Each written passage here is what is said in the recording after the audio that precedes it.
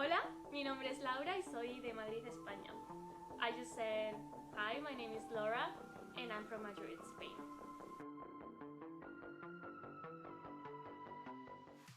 So, how did COVID-19 impact Spain? What did Spain do to deal with it? Spain was one of the countries that had the biggest impact in the world. I believe it was like the third country or the fourth country. The government did a very bad job. They were not transparent with the citizens. They were saying that everything that was fine, but it wasn't. They would lie about the people that were dying from COVID, so the citizens will not try to kick out the government at that moment. They did very bad, but I'm happy that now it's better, and yeah, like now people are getting the vaccine in Spain, so I'm thankful for that. Where were you when you learned about the campus closing because of COVID-19? What was your first reaction and how did you feel? So this was during spring break. I was actually in San Francisco because I was in a business program and it was a trip, and I was with a group and we were supposed to go to companies like Uber and Google and like talk to the executives of the company and learn more about the business world. And I was so excited about that trip. So I went to San Francisco, and the first day I got there, they canceled the trip because of COVID, and that's how I found out about the COVID situation. And that's when I realized that it was a big deal. And I was lucky that my parents were also in San Francisco because they wanted to visit San Francisco as well. So I stayed with them in a hotel, and we just went to LA, we went to Hollywood, and we did some tourism. So it was fun.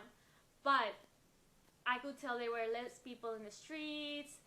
Everyone was very worried about the situation. I was very worried because I was international. And my parents didn't know if they had to go to Spain or they could stay there for a little bit longer. So yeah, then they went back because the situation got more serious, and they went back to Spain. Spain was in a lockdown, and I just went back to Creighton. Then I got kicked out of campus, so I went back to Spain, and again we were in a lockdown, so I had to be there for more than 2 months in my house without being able to go out. So you couldn't stay in America during quarantine. You went back to Spain? I could stay in the US. I could not stay on campus, and my apartment is on campus. So I could either go somewhere else in the US in quarantine, or I could go back to Spain. I decided to go back to Spain because my family was there. My boyfriend is also there, and I was gonna be closer to them even though I had to be in quarantine. And also, I didn't know what was gonna happen in the US. I didn't know if I was eventually gonna get kicked out because I was international. So I thought that was the safest thing to do. So, how would you stay in contact with your friends in the US? And would you like talk regularly? Or did you maybe just feel lonely in Spain? I didn't feel lonely in Spain. I'm very independent. I'm very individualistic. I like to be by myself. So I was already used to it. But, of course, my best friends were in the US. They were part of international group that I had. And I was sad because they were all in quarantine in a house, and they were not with their families, and I was with my family. So I felt sad about that, and I tried to get in touch with them. But yeah, I was also thankful that I was with my family and with my dog and all of that, and I tried as hard as I could to keep in touch with them. So my next question is about your academic life. You had classes on Zoom. Mm-hmm. But your classes on Zoom must have been at American time. Yes. So, how did it impact your academic life actually? Like, would you have classes during the night in Spain? Or how did that work? I will start classes at 4 p.m. in Spain. they will end at like 9 p.m. I actually had a night class at 2 a.m. But the professor of that class was so nice. He understood the situation, so he would just record the class, and I could just watch the class in the next day, in the morning or whenever.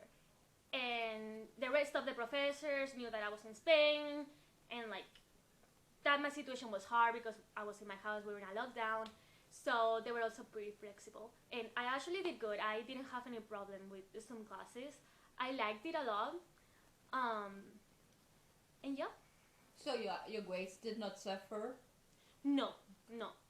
And your professors? My professors were very nice. They were all the time getting in touch with me to like make sure that I was doing good, and I was keeping up with classes, and my grades were fine. They were as good as always.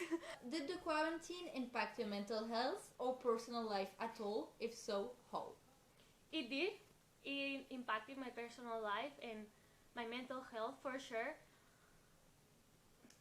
I realized that I was thinking too much about things because I was alone. Like I felt lonely in my house with just my parents and my sister and my dog.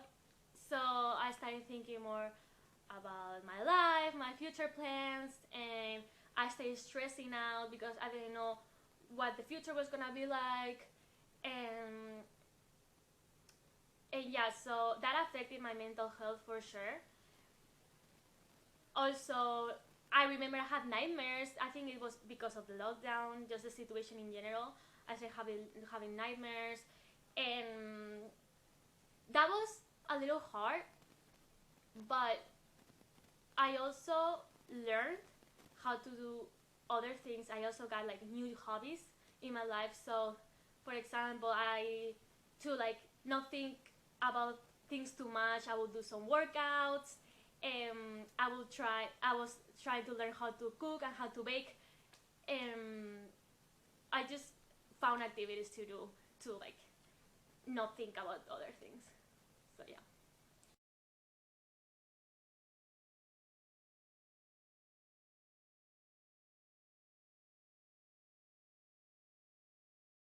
I think technology was very important in pandemic. I think it had a good impact and a bad impact in society during the pandemic. Because we couldn't socialize, we had to rely on social media, and everyone will start posting pictures, TikToks, videos, and I think that kept us away from what was going on in the real world, and we didn't really realize how big the situation was. So that was one thing. I don't know if that's positive or negative. I think that could be positive. So we weren't thinking about the pandemic the whole time, but also because everyone was using social media all the time. I think, and because we didn't have, we were like in a house, and like we didn't have a lot of things to do. We were like thinking more about the body image, maybe like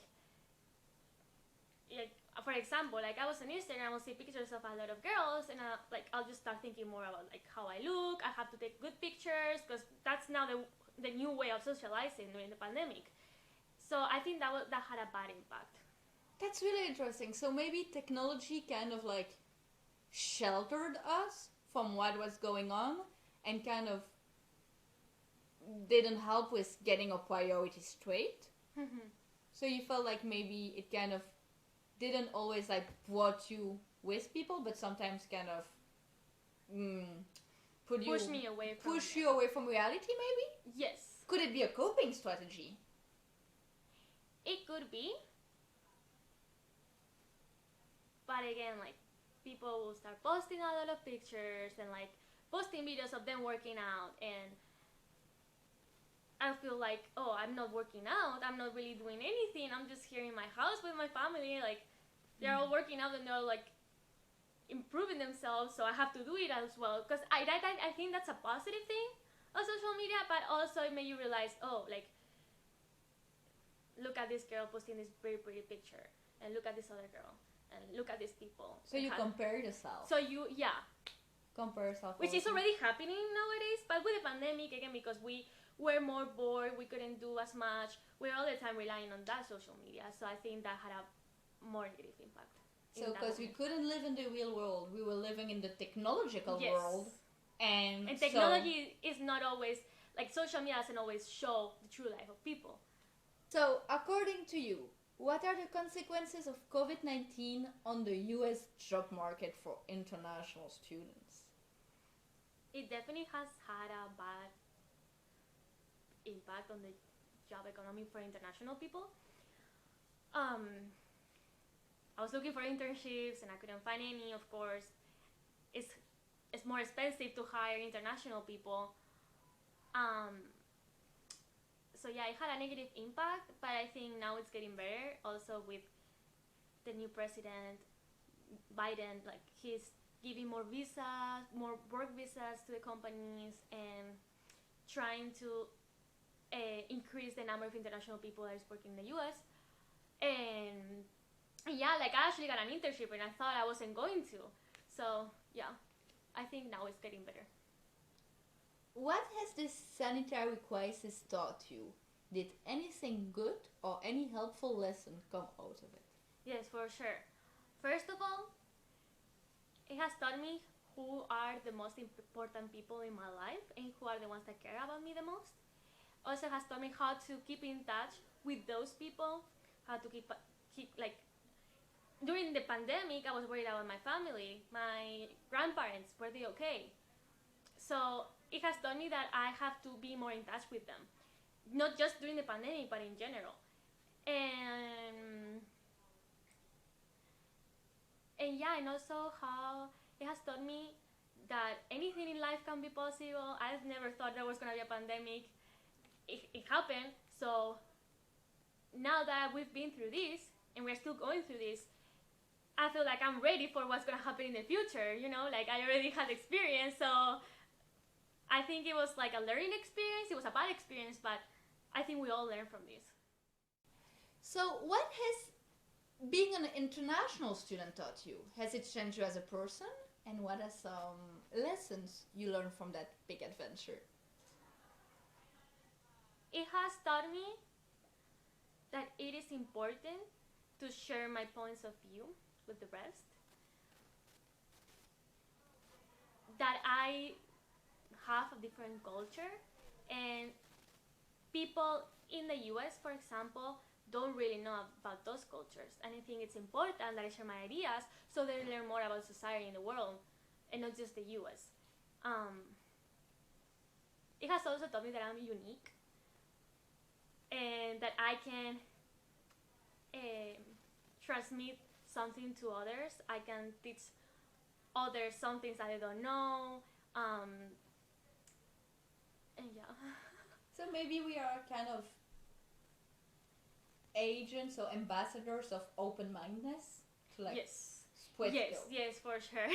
My friends sometimes are like, "You're crazy, like how can you do this?" I'm like, "Well, we do this back in my country, like it's a normal thing." So I think that's funny, like how they are learning from the different points of view that international people have. We all have different normals. Yeah. So low. What's next for you? Okay. What's next for me? I graduate in December, so I'm planning. Hopefully, I get a job, but again, with the pandemic, it could be very hard. But I really want to get a job in the US and work in digital marketing. And then if it's not possible, then I would like to get an MBA in a top Ivy League if I can. Yeah.